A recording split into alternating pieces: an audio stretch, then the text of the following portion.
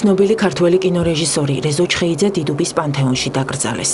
იქამდე კი საქართველოს სახალხო არტისტის სამოქალაქო პანაშვიდი ყოვლადწმინდა სამების სახელობის საპატრიარქო ტაძარში გაიმართა. რეჟისორთან გამოსამშვიდობებლად აღმასრულებელი და საკანონმდებლო ხელისუფლების წარმომადგენლები, კულტურისა და ხელოვნების სფეროში მოღვაწე ადამიანები და მისი შემოქმედების მოყვარულები მივიდნენ. სრულიად საქართველოს კათოლიკოს პატრიარქმა, მცხეთა თბილისის მთავარეპისკოპოსმა და ბიჭვინთისა და ცხუმ-აფხაზეთის მიტროპოლიტმა, უწმინდესმა და უნეტარესმა ილია მეორემ, წმინდა სინოდის წევრებთან ერთად რეზო ჩხეიძის სულის მოსახსენიებელი პანაშვიდი გადაიხადა და რეჟისორის მოღვაწეობის მნიშვნელობაზე ისაუბრა. დღეს მთელი საქართველო განიცდის დიდ დანაკლისს, მშობლიურ მიწას უნდა მივაბაროთ ჩვენი დიდი მამულიშვილი ბატონი რეზოს სხეული. ბატონი რეზოს ცხოვრება იყო აღსილი განსაცდელებით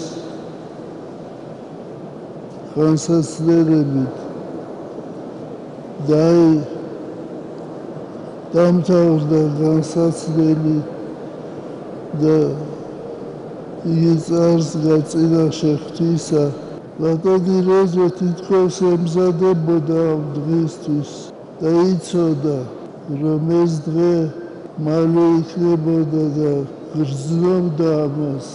მე მახსენდება ის დღეები, როცა ბატონი რეზო ხელმძღვანელობდა კინოს ხელოვნებას და ბევრი შეხვედრები ქონია ჩვენ და ბევრი საუბრები და მთავარი რაც ახასიათებდა მას ეს იყო სიკეთე, ეს იყო სიყვარული, ეს იყო სამშობლოსათვის თავდადებული მოღვაწეობა. ეს იყო უდიდესი რწმენა და დღეს ჩვენ შევთხოვთ უფალს, რომ უფალმა დამკვიდროს მისი უკდავი სული, სადაც მართალნი განისვენებენ. ღმერთმა აცხოვროს და დალოცოს მისი უკდავი სული. ამინ. რეზო ჩხეიძე 1926 წლის 8 დეკემბერს ცნობილი ქართველი მწერლის დავით ჩხეიძის ოჯახში დაიბადა.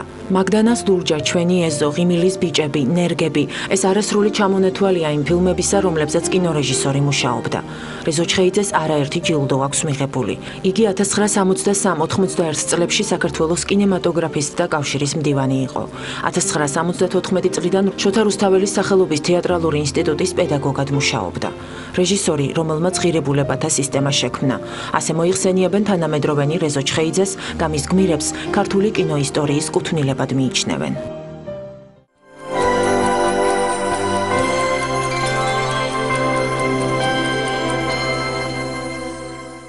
კურთხეულ არს მოსვლაი შენი, დედაო, სახიერი სახმრთისაო.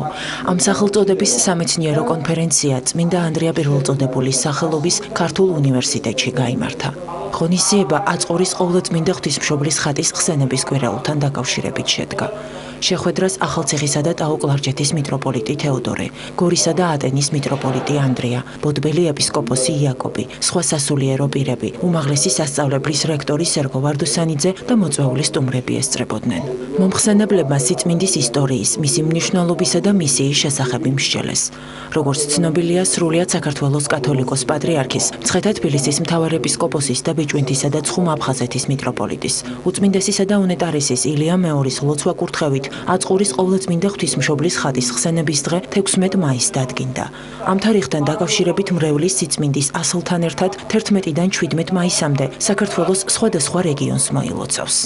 ეს ხატი განაპირობებს საქართველოს ეკლესიის წილხვედრობას ღვთისმშობელისადმი, რადგან ღვთისმშობელმა, როდესაც მას წილად ხვდა საქართველოში ქადაგება და თვითონ ვერ მოახერხა ჩამოსვლა, მან გამოაგზავნა ანდრია პირველწოდებული თავისივე ძის მაცხოვრის ჩვენის იესო ქრისტეს დავალებით და როდესაც აგზავნიდა, მან მოითხოვა ფიცარი, მიიდო სახეზე და ამ ფიცარზე გადავიდა ხატება დედა ღვთისმშობელისა მაცხოვართან ერთად. და ეს ხატი წამოაბრძანა ანდრია პირველწოდებულმა როგორც ღვთისმშობლის წილხვედრ ქვეყანაში და თითქოს თავად ღვთისმშობელი იმყოფებოდა ამ ხატთან ერთად ჩვენ საქართველოში და ამ ხატით დაიწყო გაქრისტიანება ჩვენი ხალხისა და ჩვენი ერისა.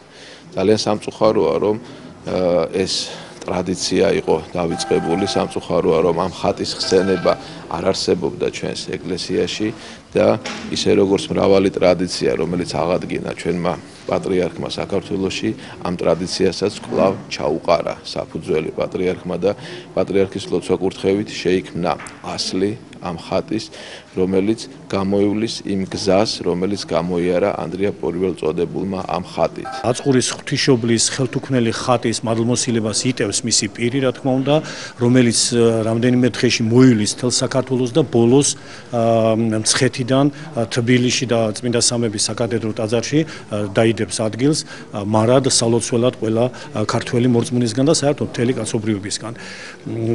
შექმნილია უკვე პარაკლისის ამ უწმინდესი ხატისა ტროპარ კონდაკი, რაც ლიტურგიკულ განგებას წარმოადგენს, მსახურებას ამ ხატისას და შესაბამისად აწყურის ყოვლადწმინდა ღვთისმშობლის ხატი უკვე სრული ღვთელმოქმედებითი მადლმოსილებით მიღებული იქნება ყველა ქართველი მორწმუნისგან.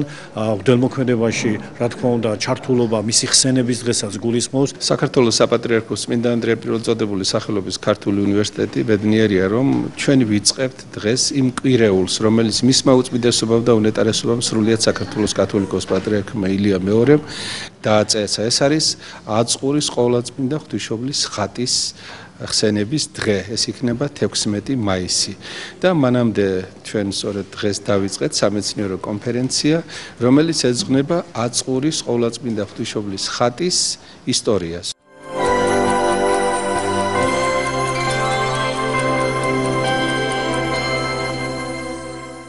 საქართველოს რკინიგზასა და კომპანია SAP-ს შორის ურთიერთთანამშრომლობის მემორანდუმი გაფორმდა. ხელშეკრულება ბიზნესის პროცესის მოდერნიზებას ისახავს მიზნად. როგორც შეხვედრაზე გახდა ცნობილი, საქართველოს რკინიგზა გამოიყენებს SAP-ს მაღალსიჩქარიან პლატფორმაზე მოქმედ ტექნოლოგიურ მიღწევას, რომელიც საწარმოს ბიზნეს პროცესების რეალურ დროში გაკონტროლების საშუალებას იძლევა. პროექტი 2015 წლის მაისში დაიწყება და მთავარი ფუნქციური ბლოკები 2016 წლის 1 იანვარს ამოქმედდება. ეს არის კიდევ ერთი გზა გადადგმული პროგრესისკენ და საქართველოს რკინიგზის რეფორმირებისკენ.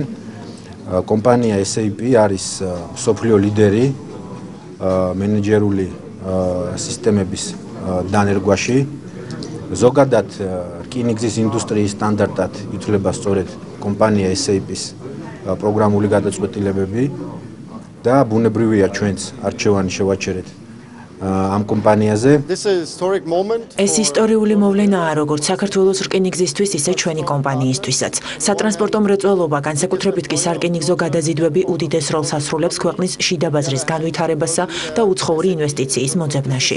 სწორედ ამიტომ ჩვენ ამაყები ვართ, რომ გავაფორმეთ ეს მემორანდუმი და სამომავლო განვითარებაზე ვიწყებთ ზრუნვას.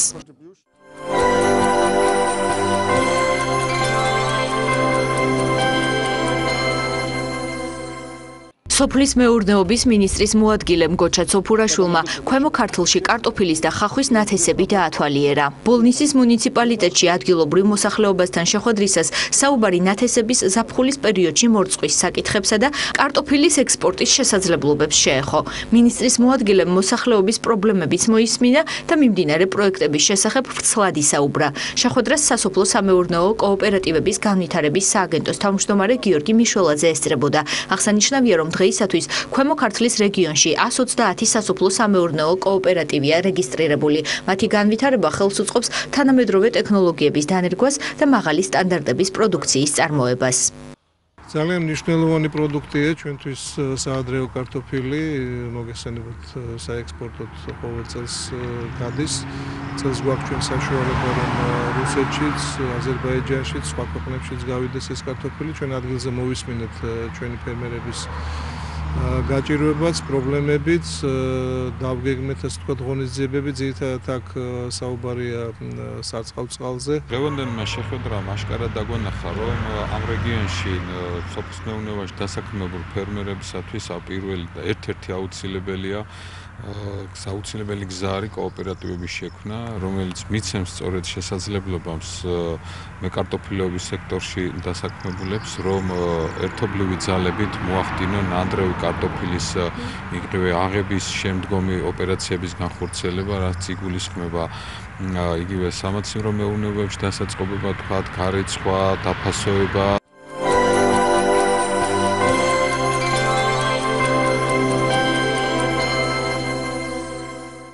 იუსტიციის სამინისტროს დანაშაულის პრევენციის ცენტრის დირექტორი ჯონი კვინიკაძე ბიზნეს იდეების კონკურსში გამარჯვებულ ბენეფიციარს ოჯახში ესტუმრა. საგრანტო კონკურსის ერთ-ერთი გამარჯვებული ოკუპაციის ხაზის მიმდებარედ სოფელ ახალუბნის მკვიდრია.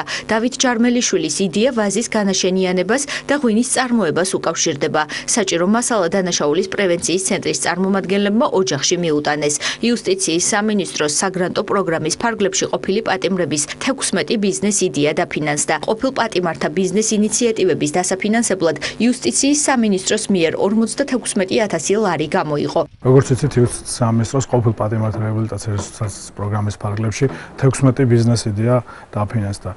ახლა მიმდინარეობს ამ ბიზნეს გეგმებით გათვალისწინებული ნივთებისა და საქონლის გამარჯვებულებისთვის გადაცემა. იუსტიციის სამინისტროს და დანაშაულის პრევენციის ცენტრის დახმარებით მონაწილეობა მივიღე ბიზნეს იდეის კონკურსში, რომელშიც გავიმარჯვე.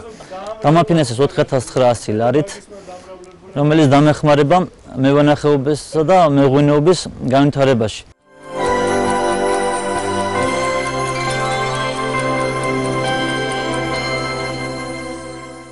განათლებისა და მეცნიერების მინისტრი მრავალპროფილიან საუნივერსიტეტო კლინიკას ეწვია. თამარ სანიკიძე დაწესებულების ფუნქციონირებას პირადად გაეცნო. უწყების ხელმძღვანელი სტუდენტებს შეხვდა და პაციენტებს გაესაუბრა. 185 საწოლზე გათვლილი საუნივერსიტეტო კლინიკის გამართვა და თანამედროვე ლაბორატორიებით, რადიოლოგიური დიაგნოსტიკისა და მაღალტექნოლოგიური სამედიცინო კვლევებისთვის საჭირო აპარატურით აღჭურვა განათლების სამინისტრომ განახორციელა. როგორც ცნობილია, დაწესებულებაში მზადებას გადის და პრაქტიკულ უნარჩვევებს ეუფლება 6,000-ზე მეტი ქართველი და 2,000-ზე მეტი უცხოელი სტუდენტი. პირველი საუნივერსიტეტო კლინიკა საქართველოში უკვე მთელი დატვირთვით მუშაობს და ეს არის ძალიან მნიშვნელოვანი. ის რომ არის გრანდიოზული პროგრამა და წარმატებით განხორციელებული პროექტი, ნამდვილად ამის ირგვლივ კითხვის ნიშნები აღარ ისმევა. ეს იყო სახელმწიფოს მიერ დაფინანსებული და სამედიცინო უნივერსიტეტის მიერ ასევე დაფინანსებული ერთობლივი პროგრამა. მნიშვნელოვანი არის ის, რომ დაწყების ეტაპზე, განხორციელების ეტაპზე არავითარი ხარვეზები არ არის გამოვლენილი. თბილისის სახელმწიფო სამედიცინო უნივერსიტეტის პირველი საუნივერსიტეტო კლინიკა, ახლად გახსნილი კლინიკა სრული დატვირთვით ფუნქციობს უკვე. და აქ ყველა სერვისი აბსოლუტურად მიწოდებული ჩვენი მოსახლეობისათვის, ყველა სამედიცინო სერვისი. გარდა ამისა, აქ უკვე აქვს დეპარტამენტები სასწავლო 15-ზე მეტი. სტუდენტები თავს ნამდვილად ბედნიერად გრძნობენ, ისევე როგორც ჩვენი პროფესორები და ვფიქრობთ, რომ ეს ძალიან მალე აისახება ხარისხზე.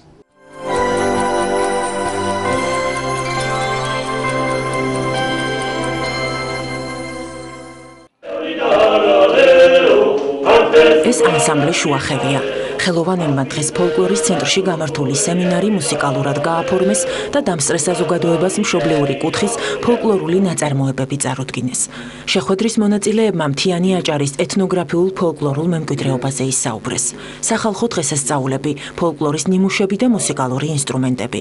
ეს იმ თემების მცირე ჩამონათვალია, რომლებზეც სემინარზე იმსჯელეს. ვფიქრობ, ესეთი საღამოები და ტრადიციად ვაქციოთ ფოლკლორის სახელმწიფო ცენტრში, იმიტომ რომ ყველა კუთხეს აქვს მოგეხსენება ჩვენი ფოლკლორი როგორი მრავალფეროვანია და ყველა კუთხეს აქვს თავისი რაღაც სიკეთეები, როგორც აჭარას, ასევე და მინდა რომ სხვადასხვა რეგიონებმაც იგივე გააკეთონ, რაც დღეს ხდება ჩვენს ფოლკლორის ცენტრში. აჭარა ეს არის ერთ-ერთი ყველაზე საინტერესო კუთხე ამ თვალსაზრისით.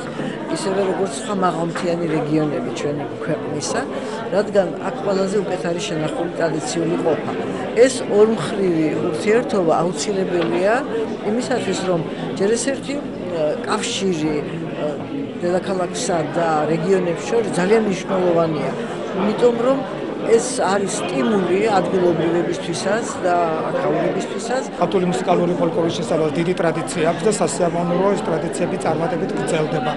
ამ კვლევაში ჩვენი უნივერსიტეტიც მონაწილეობს, უკვე 10 წელია ტარდება ჩვენს უნივერსიტეტში მუსიკალური ფოლკლორისა და სასულიერო მუსიკის საერთაშორისო ფესტივალი, კონფერენცია, სადაც ქართველი და უცხოელი მკვლევარები ღებულობენ მონაწილეობას. სემინარის პარალელურად მაღალმთიან აჭარაში მცხოვრები ადამიანების ყოველდღიური ყოფის ამსახველი ნამუშევრებიც გამოიფინა. გივი ნახოცრიშვილმა რეგიონში მიმდინარე სასოფლო-სამეურნეო სამუშაოებზე გადაღებული ფოტოკოლაჟი წარმოადგინა. აჭარელი ხალხი არის ძალიან თბილი, სტუმართმოყვარე, ისე როგორც ყველგანში, მაგრამ ეს გამორჩეულია მაინც თავიანთი ხასიათით და ცოტა რთულია მისი ახსნა, მაგრამ ყოველ შემთხვევაში ძალიან სიამოვნებს მათთან ურთიერთობა. აღსანიშნავია, რომ სემინარზე წიგნის წარდგინებაც შედგა. აჭარული საუნჯე, ასე ქვია ნამუშევარს, რომელიც ნიკო ბერძენიშვილის სახელობის ინსტიტუტის ეგიდით გამოიცა. კრებული 1958 წელს ზემო აჭარაში ჩატარებული ექსპედიციების შედეგად მოპოვებულ მასალებს აერთიანებს. ფოლკლორის ცენტრში გამართული ღონისძიება დოკუმენტურ ფილმ ხიხაძირის ქვაბულის ჩვენებით დასრულდა.